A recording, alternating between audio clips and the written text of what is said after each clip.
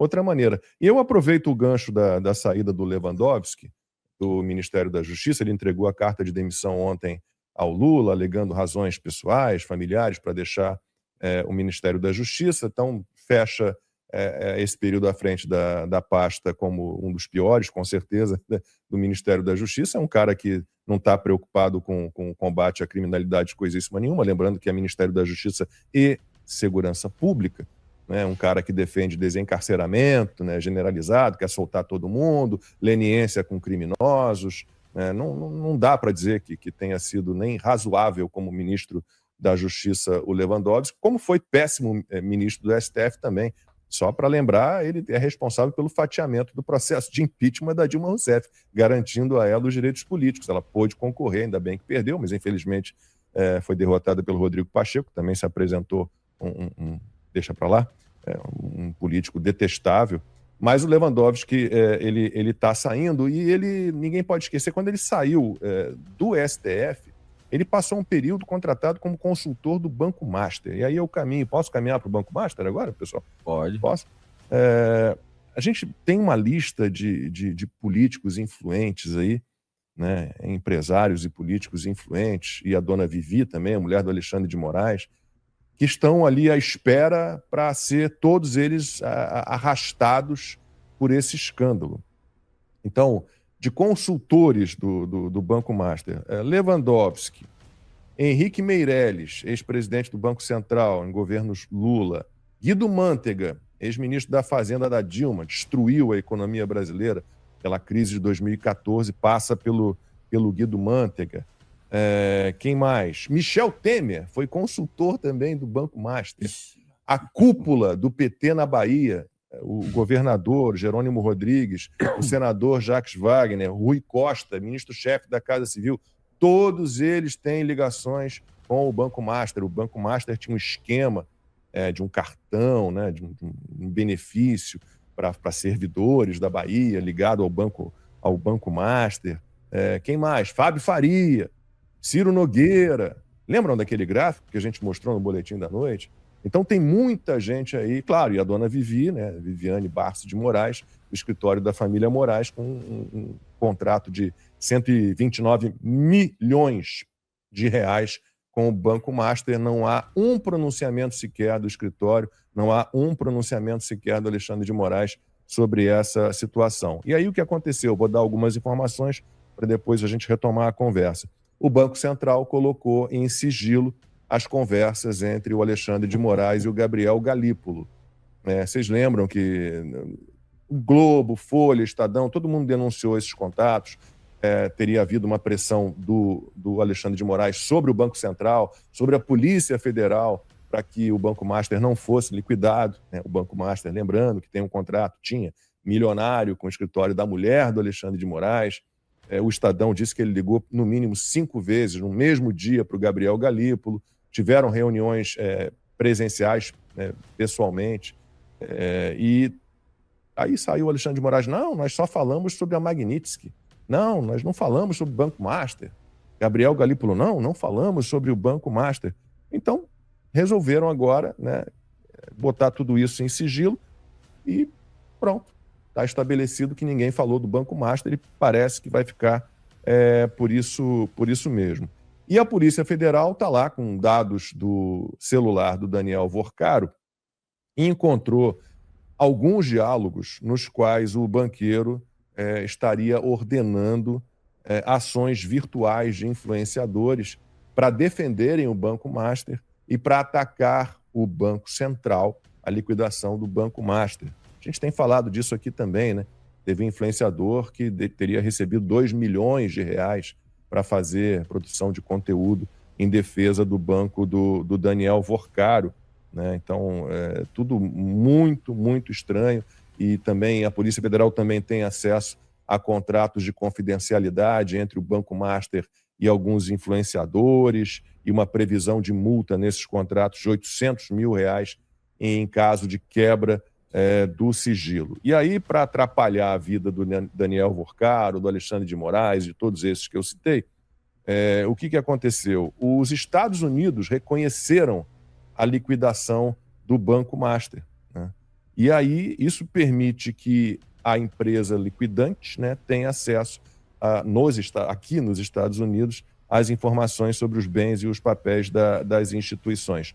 Por quê? Porque nós temos no Brasil o ministro do TCU, Jonathan de Jesus, que está tentando ainda trabalhar para revogar a liquidação do Banco Master. Foi obrigado agora a levar essa questão ao plenário do TCU, e a gente não pode esquecer que tem mais um rolo nessa história, que vocês vejam, né, a gente tem as fraudes do INSS, Banco Master, tem toda essa confusão, e de repente esse ministro do TCU, Jonathan de Jesus, tenta trabalhar a favor do Banco Master, e a mulher dele teve um carro, pelo menos o nome dela, um X1, BMW X1, apreendido numa operação para cumprimento de mandado de busca e apreensão contra o careca do INSS.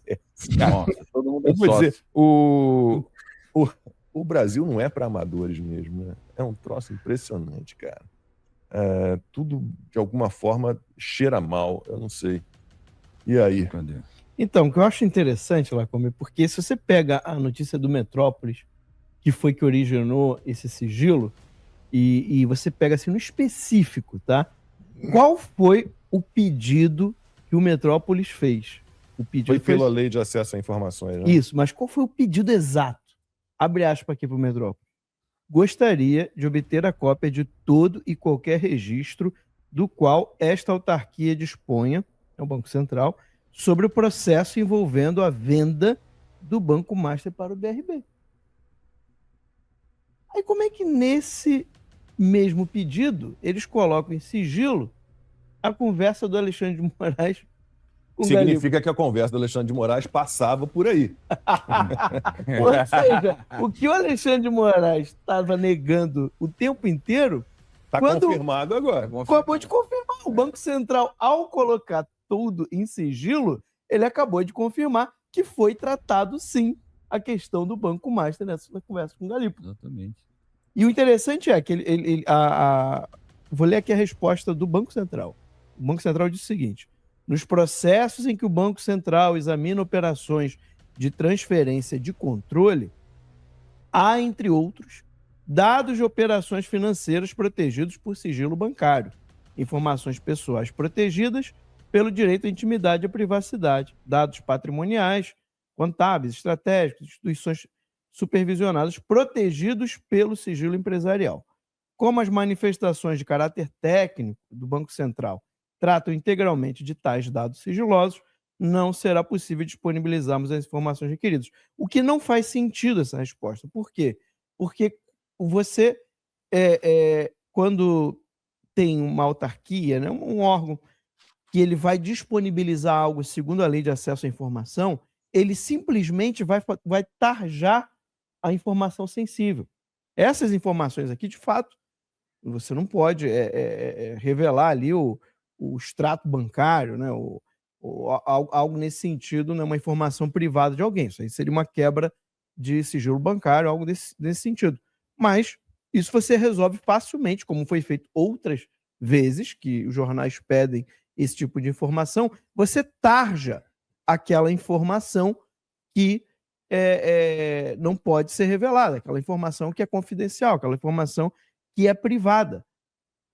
Por que o Banco Central não pode dizer quantas reuniões aconteceram? Por que o Banco Central não pode dizer quando foram essas reuniões? O tempo dessas reuniões? O que isso tem a ver com dados pessoais e privados de alguém? Não tem nada a ver. Então, é óbvio que aqui essa desculpa não vale.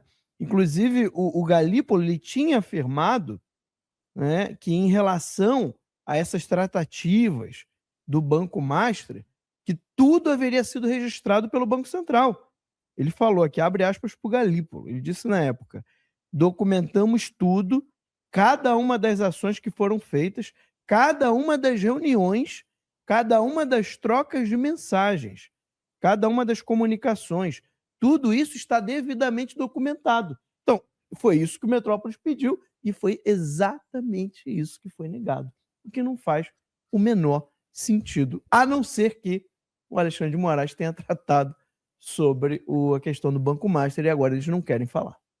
Vocês lembram quando no início eu falei daquela questão do pessoal da internet? Então, assim, acabou que eu não consegui ver os comentários em tempo, porque eu estava falando e depois eu não consegui abrir aqui o YouTube. Mas é bom a gente mostrar quem eram as pessoas que estavam. Aqui já não falo da liquidação, né? Tô falando dos influenciadores, né? João Guilherme Chagas Gabriel, que é dono da Alfinetei, Babadeira, que é sócio junto com o Marcos Almeida, Seu Filme Favorito LTDA, Seu Dorama Favorito LTDA e Histórias Chocantes LTDA. Essas empresas são do João Guilherme Chagas Gabriel. A empresa do Marcos Almeida de Lima, Alfinetei e Babadeira, junto com o João Guilherme.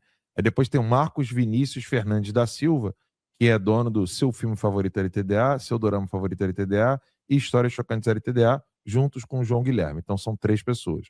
E tem a Miranda Comunicações, que fez o meio de campo, que é a agência que fez a intermediação, e o cliente é o Daniel Vorcaro.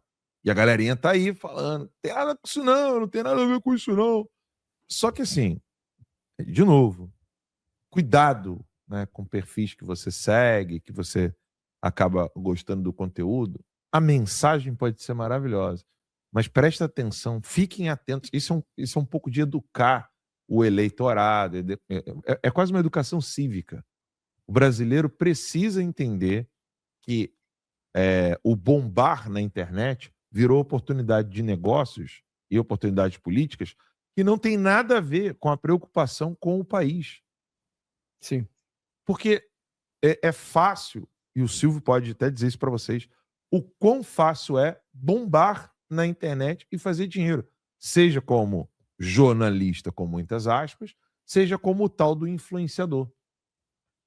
Porque é fácil. Mentir é a profissão mais fácil do planeta. Falar a verdade fez com que aconteceu o que aconteceu com o Silvio. Falar a verdade fez com que o Lacombe saísse da Globo. Né? Falar a verdade fez com que o Rei saísse do Brasil, o Max. Falar a verdade foi o que aconteceu comigo.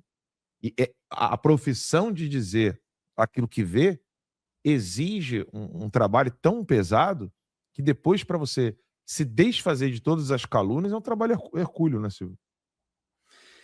Eu acho, Alan, vou repisar aqui o ponto que você tocou na abertura e acabamos enveredando até para a seara da política, porque hoje nós temos a figura do deputado, que é o deputeg, né? Estou fazendo aqui uma brincadeira com tag, com tagueamento, e por aí vai. É muito fácil mesmo, hoje, você desempenhar o papel de influenciador, você fazer campanhas, e agora, cada vez mais, nós entendemos que tem muito dinheiro envolvido nisso, que agências pagam para esses influenciadores atuarem, agências pagam para jornalistas que decidem atuar também numa seara que eu diria um tanto quanto cinzenta, porque muitas vezes esse dinheiro acaba saindo do pagador de impostos indiretamente, é um dinheiro que pode ter sido surrupiado aqui e ali, é um dinheiro que pode passar por alguma SECOM, porque a gente também não pode esquecer a esquerda nessa hora toda. Nós estamos criticando, sobretudo, perfis de direita ou pessoas que... os caroneiros, como eu gosto de brincar, às vezes, né? Brincar entre aspas também. Falo que tem muito caroneiro aí, tem muita gente que pega aquela onda, não, vamos, todo mundo aqui é conservador, todo mundo aqui é de direita, e por aí vai, mas a página 2 chega, todo mundo, opa, peraí, vamos lá, vamos baixar o farol... Vamos com calma, não é bem assim e tal, tem determinadas pessoas que a gente precisa manter uma certa distância. Então, todo esse cálculo é monetizado. Tudo isso vale dinheiro.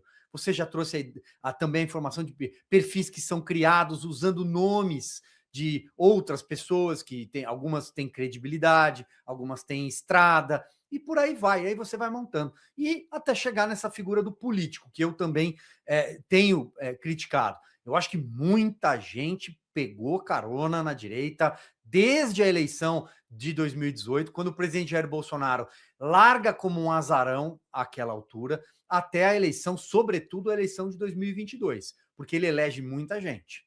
E ali forma-se uma maioria que poderia sim ter impedido ter impedido muita coisa que a gente assistiu nos últimos anos. Mas não, tá todo mundo no TikTok, tá todo mundo no Instagram, tá todo mundo indignado no X. Acontece determinada situação no Congresso Nacional, ou mesmo, às vezes, até envolvendo um projeto, uma anistia e por aí vai, mas você entra no X e você fica impressionado. Você fala assim, olha, se esses 35 aqui que estão se manifestando por meio de um vídeo bem feito, aliás, muito bem feitinho ali, tivessem no plenário fazendo isso, o barulho era diferente. Basta pegar o regimento, colocar debaixo do braço e trancar uma votação. Basta pedir uma votação, uma verificação de quórum, insistir por uma votação nominal. Basta derrubar uma sessão, não dar quórum, apresentar um requerimento. Tem assessores competentes lá, inclusive de carreira, para auxiliar nas bancadas. Mas não, tá todo mundo lá, né? Votando pelo Infoleg, fazendo vídeo. Então, eu acho que é tudo. Eu acho que a gente coloca nessa hora, né, não sei se me faço explicar aqui, mas a gente põe todo mundo na mesma prateleira e fala, para onde é que vocês vão? Aliás, o presidente Jair Bolsonaro está na situação que está.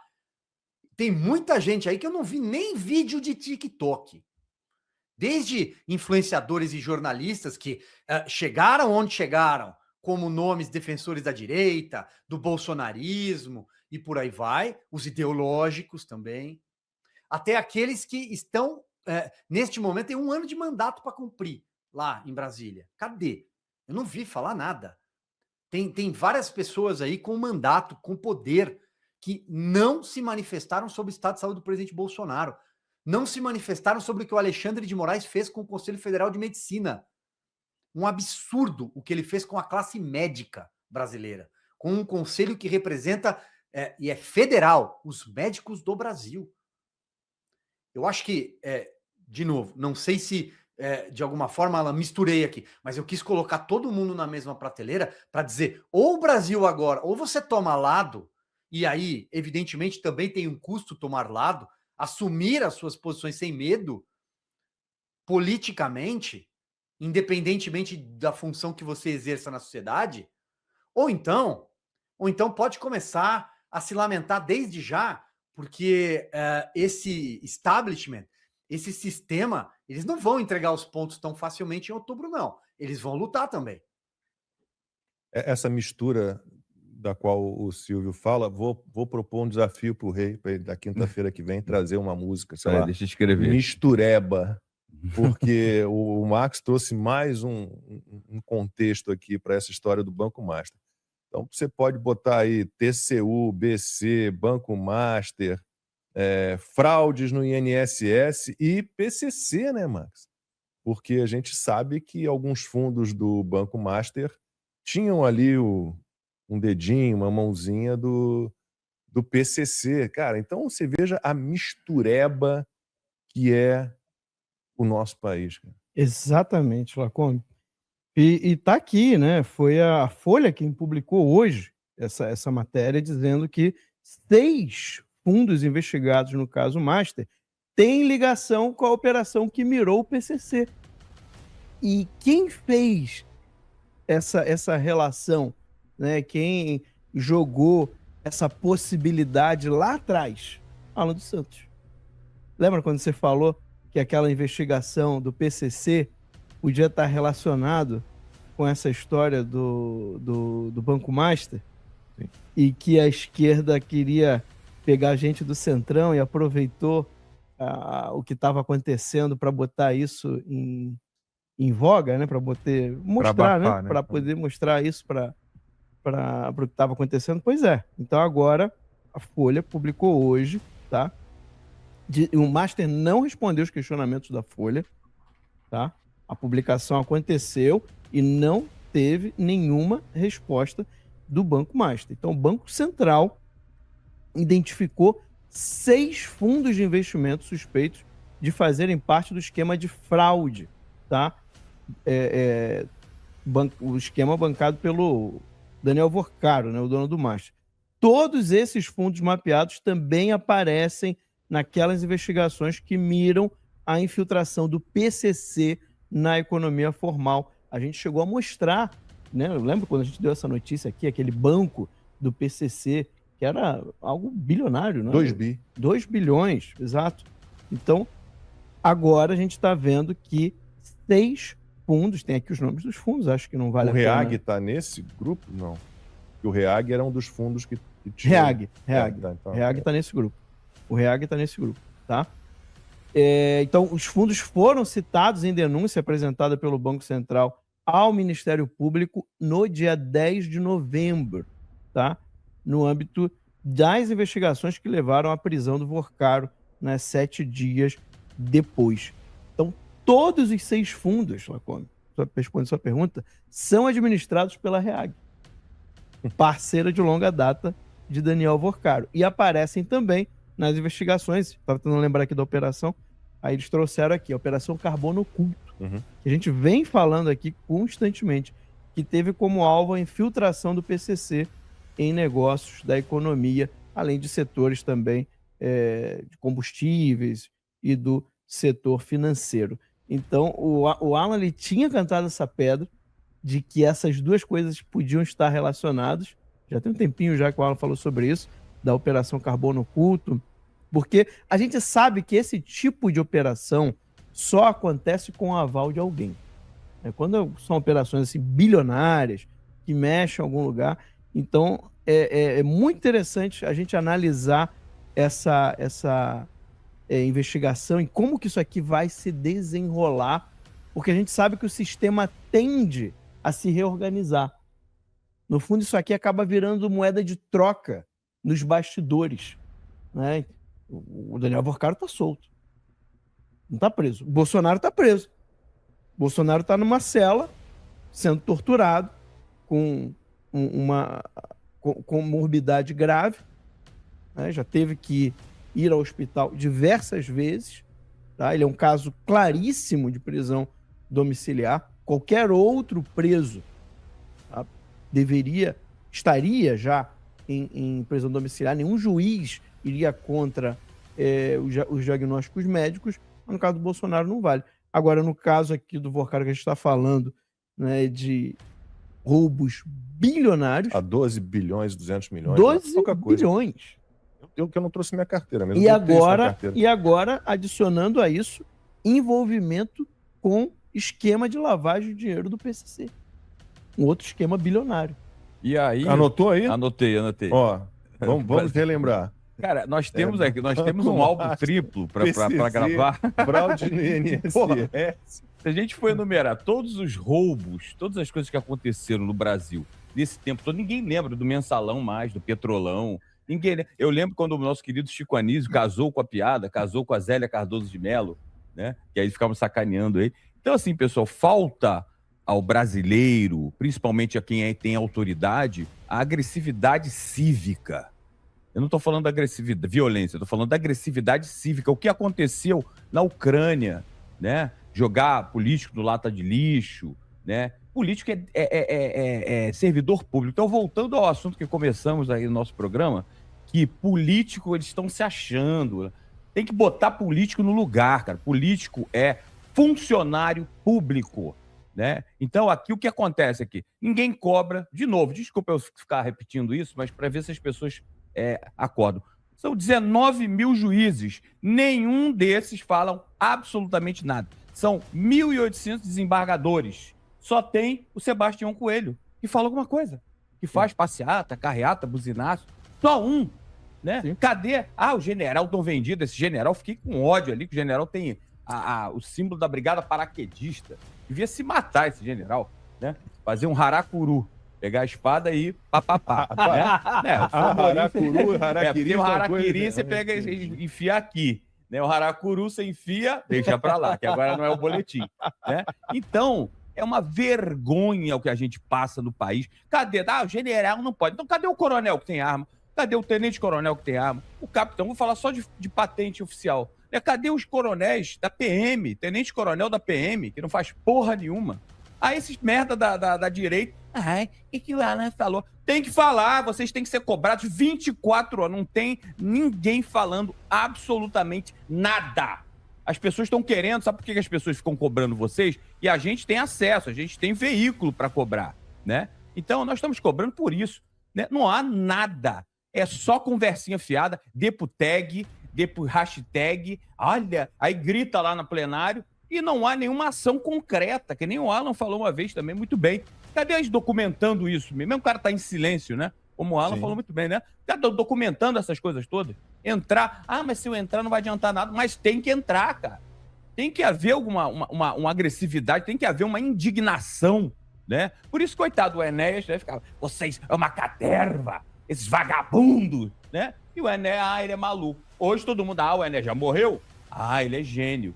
Né? Então a gente tem que ter uma indignação, né? Porque, você é humorista, é lógico, a gente tem que ter humor pra gente não virar vítima emocional de um governo de merda desse, né? Que toda hora comete crime, já caiu o quê? Eu não sei se é janela de Oberton, eu não sei se é anestesia social, e a gente já tá acostumado, não pode se acostumar com travesti dentro do banheiro. Não pode se acostumar. Eu não posso me acostumar. Eu tenho uma filha de 13 anos. Sentar um travesti no banheiro, vou assinar. Eu não tô mais no Brasil, graças a Deus. Assino 129. Vai pra lá. Eu fui acusado desse 8 de janeiro, como hoje, né? O dia da perfídia é 9 de janeiro. Eu fui acusado, eu não tive dinheiro, não tenho porra nenhuma. Fui acusado de financiador pelaquela deputada Érica Pinto. Vocês sabem quem é? Aquela deputada travesti. Felipe Santos. Isso, Felipe Santos. Não é dos Santos, Érica Pinto, né? Tinha uma diferença entre Santos e dos Santos. Não, dos Santos tá aqui. Não é dos Santos, não. Ela não é dos Santos, não. Então, a gente tem que rir, mas é uma vergonha isso aí. Tem que o povo, não é só o povo ir pra rua. O povo não adianta nada. Quem tem que ir pra rua é juiz e fazer alguma coisa. Esses 19 mil, esses desembargadores têm que fazer alguma coisa e não fazem porra nenhuma. Aí, mas assim não adianta nada se falar. Calma onde? Eu tô esperando. Eu sou o mais velho aqui. Eu sou idoso. Graças a Deus. Eu tenho 62 anos. Tô esperando essa merda mudar há 1.500 anos. Fui perseguido, foi não sei o quê, financiador, vim pros Estados Unidos, começar a vida nova aqui, e a gente tá esperando. Mas cadê? Quando sempre vai ser... Não, agora, na próxima eleição, fica tranquilo, rei. Na próxima eleição vai mudar. Não vai mudar porra nenhuma. Tá bom, já falei demais. Agora tem um outro ponto só aqui dessa matéria que tem a ver também com uma coisa que o Alan já estava ventilando aqui no Conversa Timeline, né? Que o Alan comentou o seguinte, eles estão usando lá os portos em Santa Catarina, lembra? Então, dos fundos do Banco Master, que é ligado ao PCC, detém certificados de ações do extinto Banco do Estado de Santa Catarina. BESC. Brincadeira, hein? O Silvio... Você acertou em cheio. O Silvio Navarro é conhecido por ter uma memória, assim, inacreditável. Então, tô aqui com um levantamento, e se deixar, o Silvio fala de todos esses casos que eu vou citar aqui. Só escândalos envolvendo PT desde 2001. Bom, Toninho do PT, prefeito de Campinas, assassinado.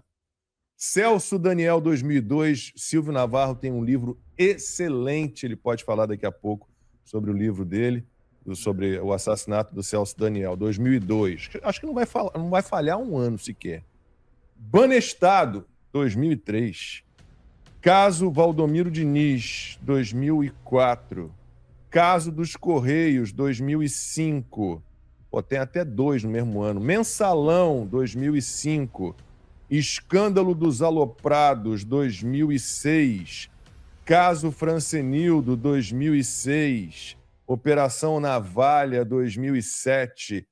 Caso Bancop, 2008. Caso dos cartões corporativos, 2008. 2009, Refinaria Abreu e Lima. 2010, caso Erenice Guerra. 2011, escândalos em série de ministros. 2012, Operação Porto Seguro. 2013, pedaladas fiscais. 2014, Petrolão. 2015, o João Vacari. 2016, Delcídio do Amaral. 2016, impeachment da Dilma. 2017, o triplex do Lula. 2018, prisão do Lula. 2019, Antônio Palocci. E por aí vai. Gente, Silvio, cara, eu tenho certeza que se a gente tivesse tempo, você ia destrinchar tudo isso que eu citei aqui de cabeça ainda. Eu estava aqui, eu acho que eu consegui anotar pelo menos uma palavra por ano que você falou. Bom, vamos fazer o seguinte, você me dá, então, me dá 1 minuto e meio, vamos lá. Toninho do PT. Bom, Toninho do PT é um dos políticos mortos antes da eleição do Lula. Ele morre na véspera do 11 de setembro de 2001. Portanto, as redações todas prontas para investigar a morte do então prefeito de Campinas. E ele era professor. E o que acontece? Amanhã seguinte à morte dele, você tem o ataque às Torres Gêmeas e o caso do Toninho do PT arrefece. Na sequência vem Celso Daniel, que é sequestrado e morto desde 18 de janeiro de 2002. Eu não conheço muito do caso do Celso Daniel. Vou passar... Você tem o seu livro aí para mostrar? Mas posso deixar a indicação de um livro aqui, eventualmente. Na sequência, você tem... Silvio, você tem o seu livro aí para mostrar? Se tiver à mão, você pega daqui a pouquinho. Tenho, já levanto o braço aqui. Tá, depois você mostra. Vai lá, segue. Na sequência, bom, você traz o Banestado remete ao Paraná e a figura de Alberto Youssef, que vai reaparecer com a Lava Jato. Aliás, a Lava Jato começa numa casa de câmbio, a lavagem de dinheiro de um doleiro, que era o Youssef, figura já conhecida do Paraná, Banestado, Sérgio Moro. Valdomiro Diniz, ex-subchefe de assuntos parlamentares da Casa Civil, no governo Lula 1, diretamente subordinado a José Dirceu. É o escândalo da Loterge, que estoura antes do escândalo dos Correios, que vem na sequência, você cita 2005, Correios Mensalão.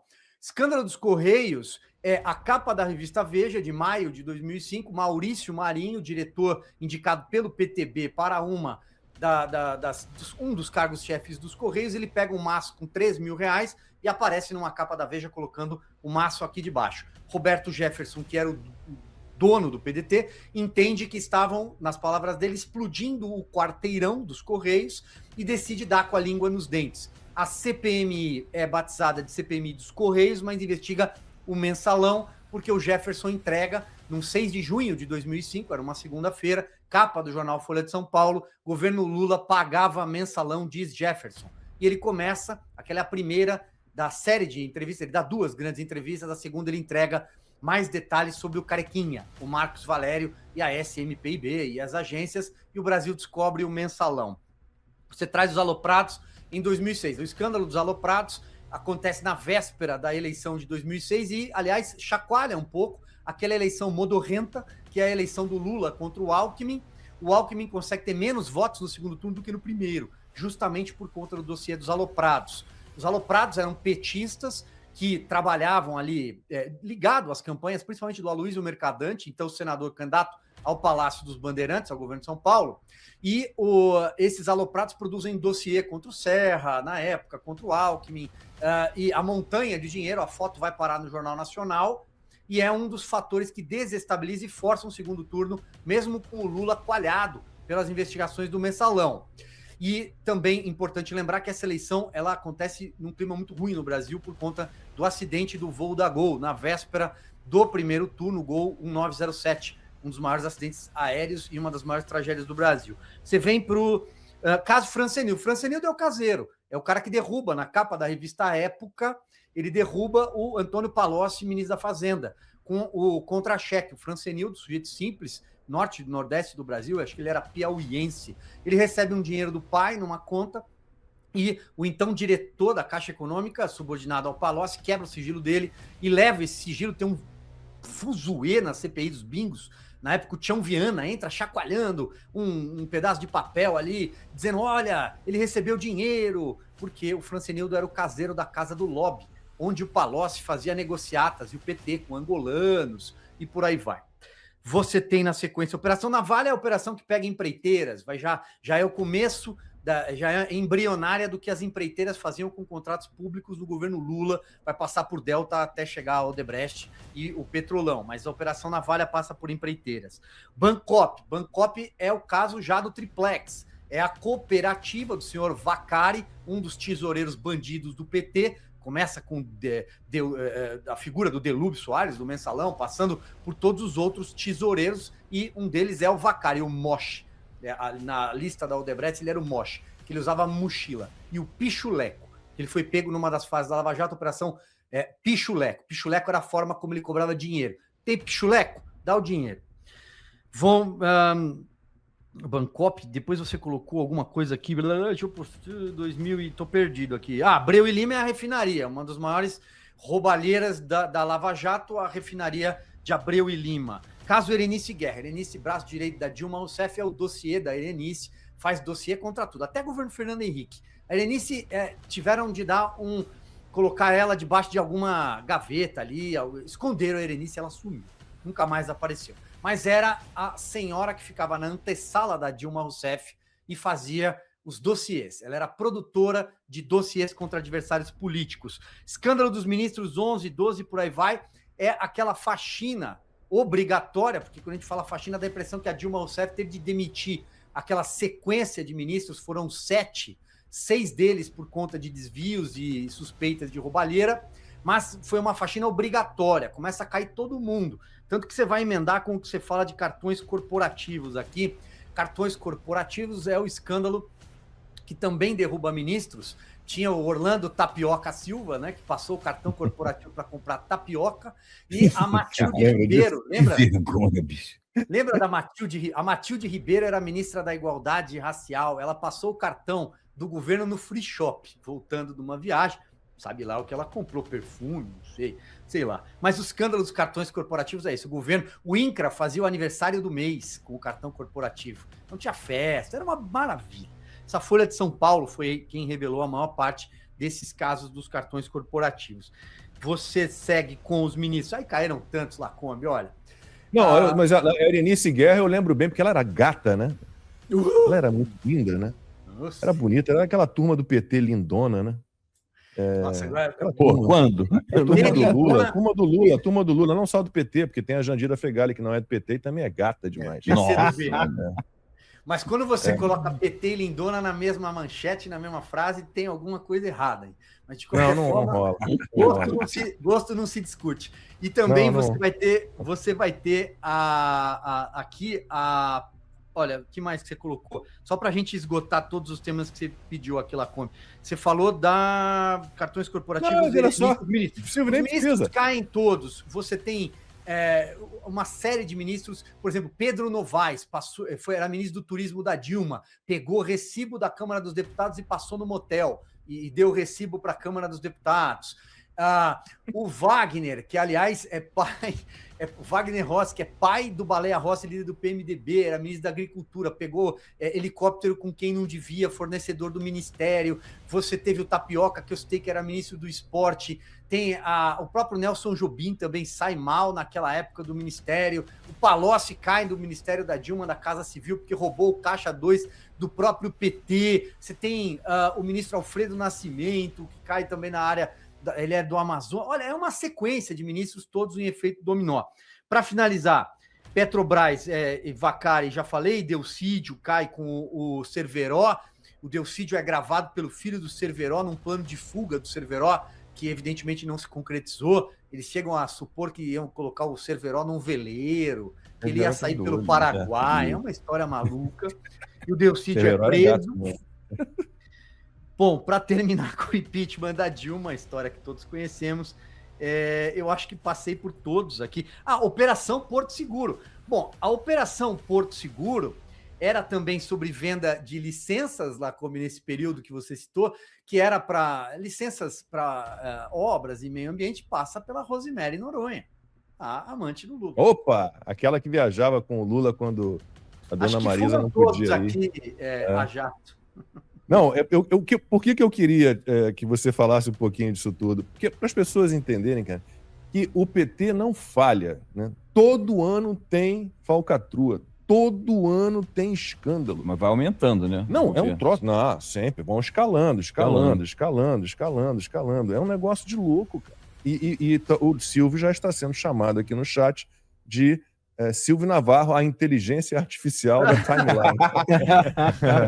Porque de cabelo... Silvio AI. O cara tem uma memória... Ô, Silvio, eu tenho 62 anos. Qual é o suplemento que você toma? O que você faz, bicho? Porque o cara é uma enciclopédia, né, da corrupção. Eu não lembro nem o que eu comi ontem. Qual é o suplemento que você toma para ter essa memória, meu querido? Então, nada não. Infelizmente, a gente acaba vivendo tudo isso, né, ao longo de décadas. Esse Brasil é um livro ruim, isso sim.